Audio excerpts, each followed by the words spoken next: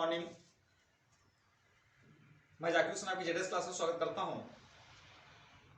आज हम पढ़ेंगे धातु और अधातु का पार्ट 2 होगा और परीक्षा की तैयारी की दृष्टि से यह पार्ट नंबर 9 होगा। आज हम पढ़ाएंगे आपको महत्वपूर्ण टॉपिक आयनिक यौगिक।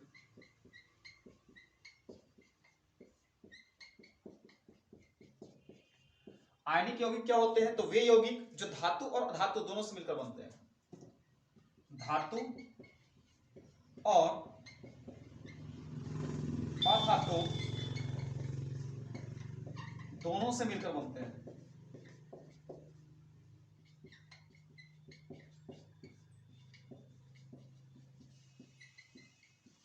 ऐसे यौगिक जो धातु और अधातु दोनों से मिलकर बने होते हैं उसको क्या कहते हैं? आयनिक यौगिक कहते हैं। जैसे हमने देखा NaCl,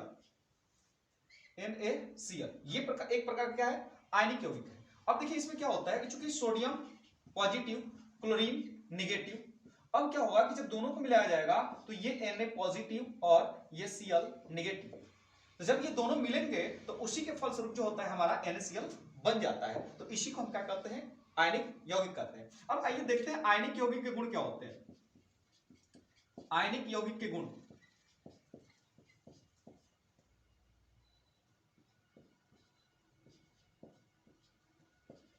आयनिक यौगिक के गुण। अब देखिए आयनिक यौगिक के गुण में देखेंगे पहला हम भौतिक अवस्था।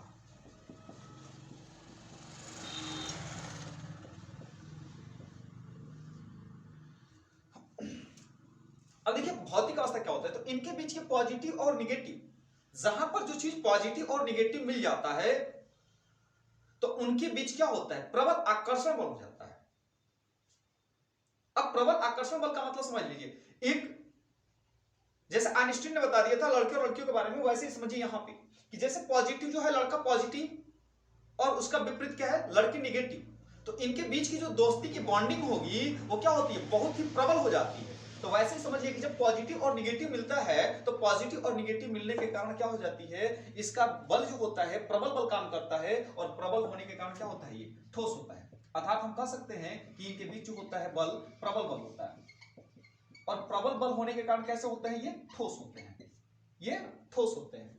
दूसरी बात आती है गलनांक व क्वथनांक। गलनांक व क्वथनांक। अब गलनांक व क्वथनांक का मतलब समझिए, आयनिक क्रिस्टल होने के कारण, आयनिक क्रिस्टल होने के कारण इनका गलनांक व क्वथनांक क्या होता है? अधिक होता है। अब चूंकि आयनिक क्रिस्टल है तो आयनिक क्रिस्टल में समझिए यहां पर मैंने ले लिया सोडियम को, Na ले लिया, फिर क्लोरीन ले लिया, फिर Na ले लिया, तो यहां फिर क्या हुआ? क्लोरीन, ये Na, फिर क्लोरीन। तो ये चूंकि क्रिस्टल जो बनेगा, इनके बीच का क्रिस्टल जो ऐसे जुड़ेगा, वह क्रिस्टल ऑलरेडी क्या हो जाएगा? ठोस हो, प्रबल होगा क्रिस्टल। तो गलनांक और क्या होंगे? क्वथनांक जो होंगे बहुत ज्यादा मात्रा में होंगे। इनके बीच जो गलनांक होगा, जब गलाएंगे तो बहुत ज्यादा हमें क्या लेना पड़ेगा? टेम्परेचर देना पड़ेगा। इसलिए जो होता है चूंकि प्रबल ठोस ही है, निगेटिव और पॉजिटिव से जुड़ा हुआ है। दूसरी बात क्या है कि इसमें आयनिक क्रिस्टल बन गया तो ज्यादा होगा, गलनांक और क्वथनांक ज्यादा होंगे। तीसरी पॉइंट जो आएगी इसमें जल में घुलनशीलता। अब देखते हैं जल में घुलनशीलता, तीसरा पॉइंट।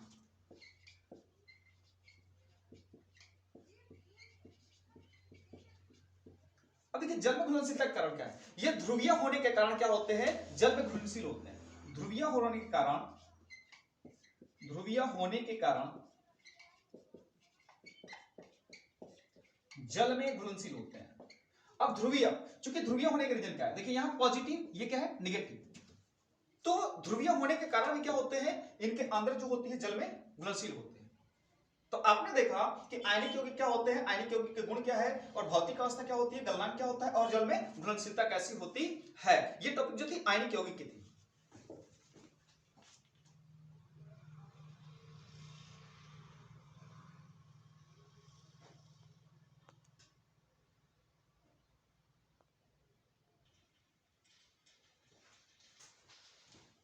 अब नेक्स्ट होता बहुत चौथा विद्युत चालकता।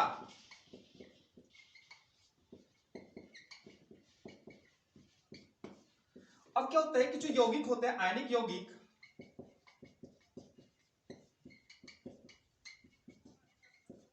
आयनिक यौगिक ठोस अवस्था में, जब ठोस अवस्था होगा तो उस समय जो होता है कुचालक होता है, जबकि गलित अवस्था में, जब गलित अवस्था होती है तो उस समय क्या होता है सुचालक। गलित अवस्था में क्या होता है सुचालक होते हैं, क्योंकि इसमें जो होता है फ्री इलेक्ट्रॉन होते हैं, मुक्त इलेक्ट्रॉन होते हैं, फ्री इलेक्ट्रॉन होते हैं, इसके कारण से होता है। अब आते हैं खनिज। खनिज क्या होता है, तो जो तत्व प्रकृति में जिस रूप में पाए जाते हैं उसी को खनिज कहते हैं। जो तत्व प्रकृति में जिस रूप से प्राप्त किया जाता है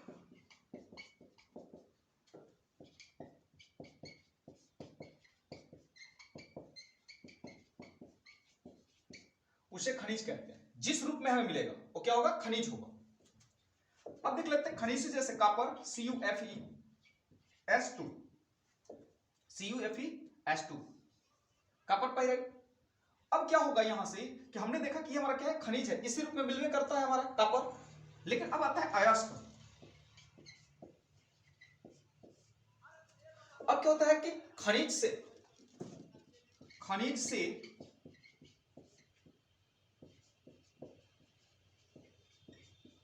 अयस्क को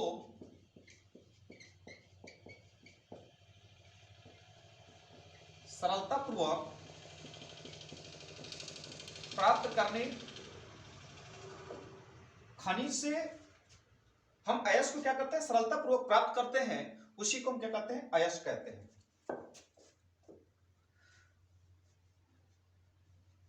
तो खनिज से अयस्क को क्या कहता है सरलतापूर्वक प्राप्त कर लिया जाता है।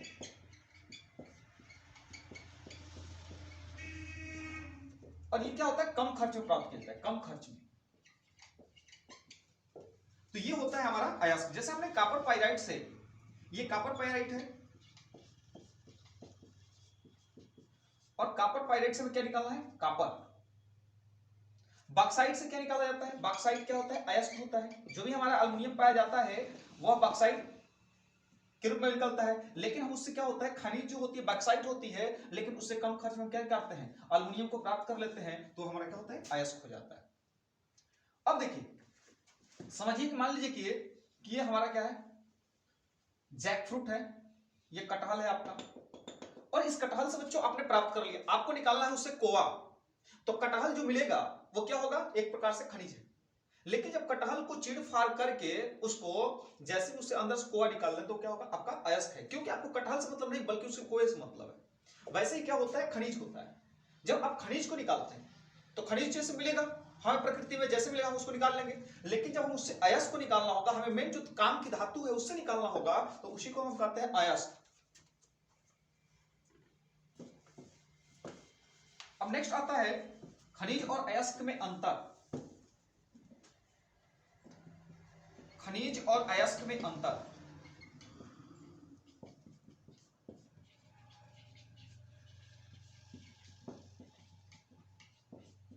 देखिए खनिज और अयस्क में अंतर क्या होता है।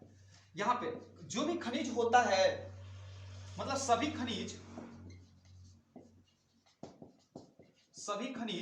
अयस्क नहीं होते, अयस्क नहीं होते। लेकिन सभी अयस्क खनिज होते हैं, सभी अयस्क खनिज होते हैं। अब बात को समझिएगा, जैसे मान लीजिए कोई जरूरी नहीं कि आपने कटहल को लिया तो उसके अंदर अनिवार्य रूप से कोआ निकलबे करेगा, लेकिन कहीं ना कहीं आपने मार्केट से कोआ खरीद लिया है तो वो कहीं ना कहीं कटहल के अंदर होगा जरूर। वैसे ही ये क्या है सभी जो खनिज है वह अयस्क नहीं होता, लेकिन जितने भी अयस्क होंगे वो कहीं ना कहीं क्या होंगे खनिज होंगे। तो ये था हमारा खनिज और अयस्क में अंतर।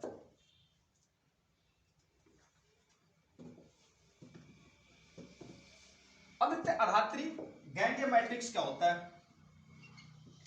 आधात्री गैंग या मैट्रिक्स। अब क्या तो जो अयस्क होता है उस अयस्क के अंतर्गत जो भी अयस्क होते हैं उस अयस्क में अयस्क के अंतर्गत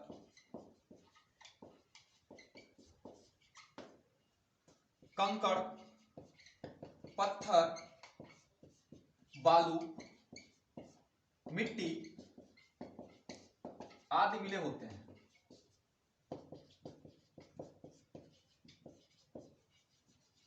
उसी को हम क्या कहते हैं? आधात्री या मैट्रिक्स या गैंग कहते हैं।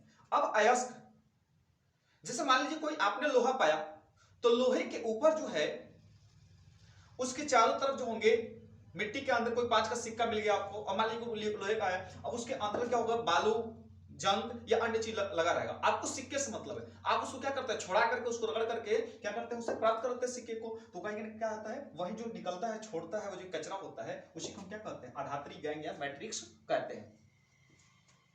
नेक्स्ट आता है धातु कर्म।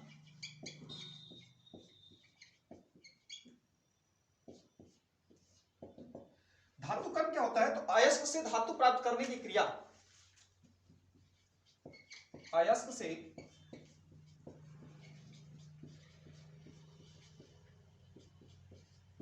धातु प्राप्त करने की क्रिया धातु कर्म कहलाती है।